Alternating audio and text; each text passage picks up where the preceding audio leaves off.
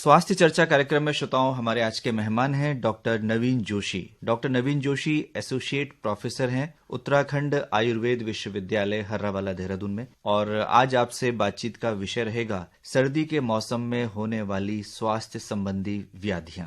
Doctor नवीन जोशी, कार्यक्रम में आपका बहुत बहुत स्वागत है। जी धन्यवाद। डॉक्टर नवीन जोशी, सर्दियों का मौसम चल रहा है और साथ में कोविड-19 का प्रकोप भी है। नया स्ट्रेन भी इस समय आ चुका है। चूंकि सर्दी के मौसम में जो रोग होते हैं उसके लक्षण काफी हद तक कोरोना से मिलते जुलते हैं, तो आप क्या कहना चाहेंगे? अगर हल्के से खांसी जुकाम या फ्लू होता है तो आदमी चिंतित हो जाता है। जी चिंता न करें, सर्दी में अक्सर हमें इस प्रकार के संक्रमण होते हैं। बस ध्यान ये रखें कि जो गाइडलाइन है यानी कि मास्क जरूर पहनें, सैनिटाइजेशन पर प्रॉपर ध्यान दें और अधिक से अधिक विटामिन सी की मात्रा लें, गुनगुना पानी पिएं और अपना ख्याल रखें। सर्दियों में पूरे कपड़े पहने। अभी भी हमें, जैसा कि अभी बताया गया है कि कोविड-19 अभी खत्म नहीं हुआ है और हम भीड़ भाड़ वाली जगहों पर विशेष रूप से जाने से थोड़ा सा परहेज करें, सोशल डिस्टेंसिंग का पूरा पालन करें। और ये जो इस प्रकार से सर्दी जुकाम और इस प्रकार के लक्षण जो मिलते हैं, हमें इससे चिंतित होने की जरूरत नहीं है। हाँ, यदि कुछ विशेष लक्षण उत्पन्न हो रहे हो, जैसे बुखार हो, लगातार बुखार हो, सीने में दर्द हो, सांस लेने में तकलीफ हो रही हो, तो आप सरकारी केंद्रों में RT-PCR टेस्ट निःशुल्क होता है, आप वहां जाएं, RT-PCR टेस्ट कराएं, या फिर रैपिड एंटीजन टेस्ट भी उपलब्ध है, आप रैपिड एंटीजन टेस्ट कराएं। और यदि टेस्ट की रिपोर्ट पॉजिटिव आती भी है तो भी चिंता करने की कोई बात नहीं है। आप जो है उसके बाद चिकित्सालयों में जाकर के, आप जिला चिकित्सालय में जाकर के अपनी चिकित्सा ले सकते हैं, या आप घर पे भी रह करके अपने आप को अपना स्वास्थ्य लाभ ले सकते हैं। डॉक्टर जोशी, सर्दी के मौसम में आमतौर पर किस तरह की समस्याएं आती हैं और आयुर्वेद उसे किस दृष्टि में देखता है? देखिए, सर्दी के मौसम में जैसा कि आप जानते हैं कि सर्दी का मौसम अचानक से एक हमारे शरीर में, इससे सर्दी एक प्रकार से वात को बढ़ाता है, वात वर्धक समय है ये। अक्सर इसमें वैसे तो हमारे जो बुजुर्ग हैं वो ज्यादा परेशान होते हैं, उन्हें जोड़ों का दर्द होता है, या फिर दमा के जो मरीज हैं उन्हें सांस लेने में तकलीफ होती है। हमारे बच्चे जो हैं वो ज्यादा परेशान होते हैं, उन्हें जुकाम और फ्लू जैसे संक्रमण ज्यादा होते हैं। यानी जो भी लोग इम्यूनिटी जिनमें कॉम्प्रोमाइज्ड होती है, चाहे बच्चे हों चाहे बूढ़े हों, उन्हें विशेष रूप से सावधानी रखने की जरूरत होती है। और ये सावधानी भी सामान्य अपना जीवनचर्या, अपनी दैनिक दिनचर्या में आप कुछ चीजें पालन करके आप अपने आप को स्वस्थ रख सकते हैं। जैसा कि आपने पूछा कि सर्दियों में क्या समस्याएं आती हैं, सामान्य रूप से वायरल फ्लू का इन्फेक्शन होता है, इस वक्त इन्फ्लुएंजा का इन्फेक्शन होता है, और अभी अभी आप सब जानते हैं कि सार्स कोविड-19 का इन्फेक्शन भी इस वक्त चल रहा है। तो इन सभी चीजों पर ध्यान देने की जरूरत है। लेकिन अच्छी चीज ये है कि सर्दी में हमारी अग्नि बहुत अच्छी होती है, भूख बहुत अच्छी लगती है, भोजन अच्छे से पचता है, ये सब पॉजिटिव चीजें हैं। तो हमें इस वक्त डाइट प्रॉपर लेनी चाहिए, क्योंकि डाइजेस्टिव सिस्टम हमारा बहुत बढ़िया काम करता है इस समय में, और हम अपना पूरा प्रॉपर नरिशमेंट लें। जैसा कि आप सभी जानते हैं, आंवला इस समय आ रहा है तो विटामिन सी लें, च्यवनप्राश लें।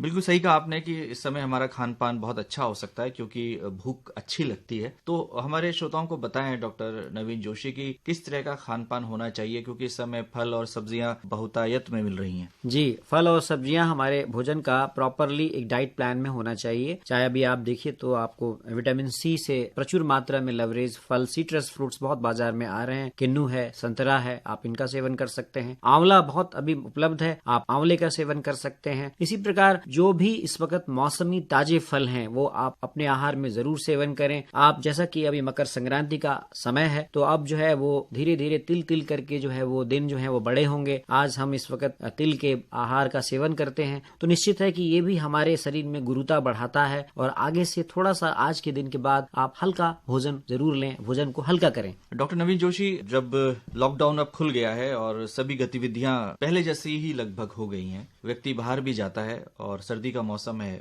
बहुत ठंड है, किन बातों का ध्यान रखे? एक तो आपने बताया कि मास्क तो पहनना ही है और जो है सोशल डिस्टेंसिंग का ध्यान रखना है, हाथ धोते रहना है बार बार, कहते हैं कि सैनिटाइजर का भरपूर प्रयोग हम करें, लेकिन इसके अलावा किस तरह से अपने शरीर को ढकें? गर्म कपड़ों के बारे में थोड़ा बताएं। जी, इस वक्त आपने विशेष रूप से, जो कि ठंड का मौसम है, तो आप प्रॉपर अपने कपड़ों पर विशेष ध्यान दें, स्वेटर्स प्रॉपर पहने। हमारे जो सुबह मॉर्निंग वॉक में जो लोग जाते हैं वो प्रॉपर कपड़े पहने। अपनी दैनिक दिनचर्या में आप अभी जैसे कि मकर संक्रांति के बाद थोड़ी सी ठंड कम होगी तो अचानक से आप कपड़े चेंज ना करें। जैसे कि थोड़ी सी धूप में अब दिन में गर्मी आएगी तो ये नहीं कि आपने जो है वो गर्मी में एकदम से कपड़े उतार दिए और सुबह और शाम ठंड रहेगी अभी भी, तो आपने कपड़ों का विशेष ध्यान रखना है। धीरे धीरे जो है अपने रहन सहन पर और अपने जीवन शैली पर आपको विशेष रूप से ध्यान देना है। हम यदि बुजुर्गों की बात करें, आपने पहले भी कहा बुजुर्गों के लिए समय थोड़ा चिंता का होता है और खास तौर से दमे या हृदय रोगियों के लिए, तो उनके लिए क्या सलाह है आपकी? जी, जो हमारे बुजुर्ग हैं विशेष रूप से उन्हें ध्यान देने की जरूरत है। यदि आप सांस की तकलीफ या उच्च रक्तचाप से पीड़ित हैं तो आप विशेष रूप से अपने भोजन में साल्ट नमक की मात्रा थोड़ा सा कम रखें। अगर आपको दमे की समस्या है तो आप निश्चित रूप से एकदम से कोहरे में जैसी स्थिति में आप अपने आप को एक्सपोज ना करें। विशेष रूप से मैं बुजुर्गों को यही सलाह देना चाहूंगा कि वो अभी भी घर में ही ज्यादा समय अपना बिताएं, घर में ही अपने आप को अपना प्राणायाम करें, योग करें, इस तरह की एक्टिविटीज को ज्यादा करें जिससे आपका हृदय रोग भी ठीक रहेगा। और हृदय रोगियों के लिए विशेष रूप से जो उच्च रक्तचाप से पीड़ित हैं उन्हें अपने दवाओं का प्रयोग नियमित रूप से करना है, अपने रक्तचाप का नियमित रूप से मापन करना है और अपनी डाइट में नमक का लेवल हमेशा नियंत्रित रखना है। साथ साथ जो इस प्रकार की जो डाइट नरिशमेंट डाइट है, रसायन औषधियां हैं जो आयुर्वेद में च्यवनप्राश है या और भी बहुत सारी ब्रह्म रसायन है, आम्ल की रसायन है, इन रसायन औषधियों का आप सेवन करते रहें। डॉक्टर नवीन जोशी, आजकल जब जैसे दिन चढ़ता है तो खासतौर से हम देहरादून की बात करें और पहाड़ों में भी धूप अच्छी खिली रहती है, सुबह शाम ठंडा रहता है लेकिन दिन में धूप रहती है, तो धूप सेकने के लिए आप क्या कहेंगे, ये किस तरह से प्रभावी हो सकता है? जी, बहुत बढ़िया सवाल किया है आपने। हमारे आयुर्वेद में जो है धूप, इसे एक रसायन कहा गया है, आतप सेवन कहते हैं इसे। तो विटामिन डी, जैसा कि सब जानते हैं कि विटामिन डी का जो हमारे शरीर में निर्माण होता है वो सूर्य की किरणों के द्वारा ही होता है। और आजकल ऐसा देखा जा रहा है कि लोग घर की कमरों में ही बंद रहते हैं। जैसा कि आपने अभी बताया कि और मैंने भी बताया कि अब दिन में धूप अच्छी खिल रही है, पहाड़ों में भी धूप अच्छी खिल रही है, तो आप धूप को नियमित रूप से सेवन करें। और इसके साथ साथ एक जो मैं आपको विशेष सलाह देना चाहूंगा, शरीर की मालिश जरूर करें और मालिश करके आप धूप में जाएं। हमारे यहाँ आयुर्वेद में नित्य अभ्यंग करने के लिए कहा गया है, नित्य मालिश करें। इससे हमारी जो शरीर की जो बुजुर्ग लोगों की कोशिकाएं हैं जिनमें क्षय हो रहा है, जिनमें डिजेनरेशन हो रहा है, उनको एक नरिशमेंट मिलता है। और सूर्य की रोशनी एक प्रकार से रसायन औषधि का काम करती है और उन कोशिकाओं के निर्माण को भी आगे बढ़ाती है। डॉक्टर जोशी, कोरोना के नए स्ट्रेन की बात हो रही है, थोड़ा हमारे श्रोता चिंतित भी हैं और ऐसा कहा जाता है कि ये तेजी से बढ़ेगा, क्या कहना चाहेंगे? देखिए, कोरोना के स्ट्रेन के बारे में कुछ भी अभी प्रेडिक्शन नहीं किया जा सकता है क्योंकि एक बहुत नया वायरस था जो पिछले वर्ष दिसंबर में आया और ये आरएनए वायरस है। वायरसेस अपने स्ट्रेन्स को बदलते रहते हैं। हाँ, अभी जो वायरस का पता चला है वो उसकी जो इन्फेक्टिवनेस है यानी कि स्प्रेड आउट है वो ज्यादा है, बाकी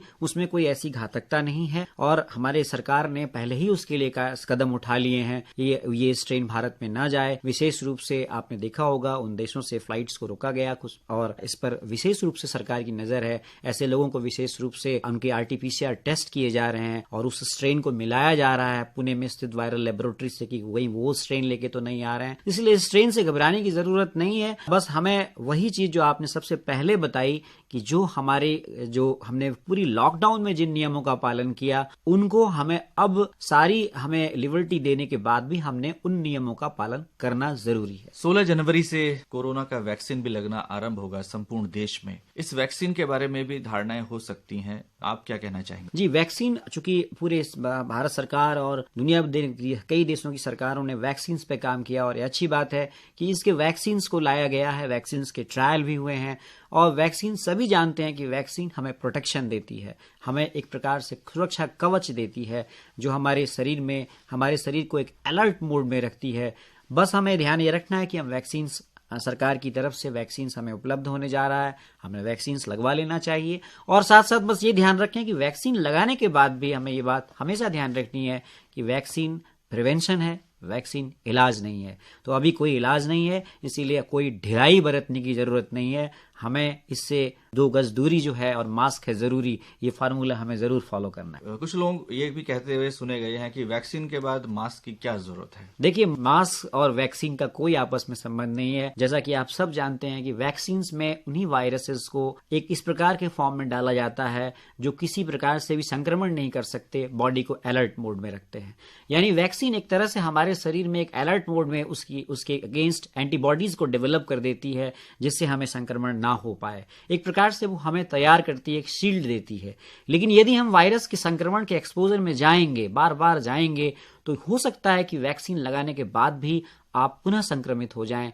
तो इसीलिए वैक्सीन आने के बावजूद भी हमें अपने जीवन में जो भी गाइडलाइंस दी गई है, क्योंकि इसका सैनिटाइजेशन तो हमें वैसे भी पालन करना चाहिए, खांसने और छींकने में वैसे भी हमें मास्क और इस प्रकार के कपड़ों, रुमाल को अपने नाक पे लगाना चाहिए और हमें हाथ धोते रहना चाहिए। ये तो हमारे संस्कारों में है, तो इसलिए इसको हमें हमेशा फॉलो करना है। डॉक्टर जोशी, जो वैक्सीन है उसकी पहली डोज होगी और उसके बाद उसकी दूसरी डोज होगी, और ये पहले हेल्थ वर्कर्स को लगाई जा रही है, तो इसके पीछे क्या कारण है? देखिए, बिल्कुल आपने सही सवाल किया, क्योंकि जो हमारी फर्स्ट लाइन जो कोरोना के जो लोग हैं वो डॉक्टर्स हैं, हेल्थ वर्कर्स हैं, पुलिसकर्मी हैं, और उनको सबसे पहले इसीलिए इनको प्रोटेक्टिव शील्ड के रूप में दिया जा रहा है क्योंकि वो ज़्यादा रिस्क में रहते हैं, वो ज़्यादा इन लोगों के कांटेक्ट में, उनको मजबूरी है उनकी जाने की, इसीलिए उन्हें सबसे पहले ये शील्ड दिया जा रहा है। हमारे बुजुर्ग हैं, क्योंकि आप जानते हैं कि कोरोना में अधिकांश लोग जो सेकेंडरी मॉर्बिडिटी से पीड़ित रहे हैं, वो बुजुर्ग रहे हैं, उनमें ज़्यादा इसने घातकता की है, तो उन्हें सबसे पहले प्रिवेंशन की शील्ड देने की ज़रूरत है।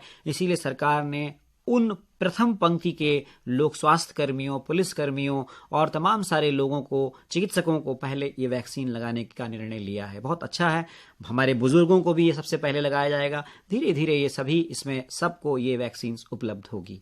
डॉक्टर जोशी, ये वैक्सीन किस तरह से काम करेगा? जी, वैक्सीन जिस प्रकार से आप जानते हैं कि हमारे यहाँ एक नेशनल इम्यूनाइजेशन शेड्यूल है, उसमें हम बचपन में भी वैक्सीन लगाते हैं। वैक्सीन हमें हमारे शरीर में एक प्रकार से जब कोई भी संक्रमण होता है तो वो संक्रमण एक एंटीजन के रूप में काम करता है और हमारा शरीर उस संक्रमण के खिलाफ एक एंटीबॉडी बनाता है। अब तक जो हम कोविड-19 के संक्रमण से हम पीड़ित थे तो हमें एंटीबॉडीज हमारे शरीर में नहीं बन रही थी। इस वजह से लो इम्यूनिटी वाले लोगों में सबसे ज़्यादा लंग्स में, फेफड़ों में संक्रमण हो रहा था।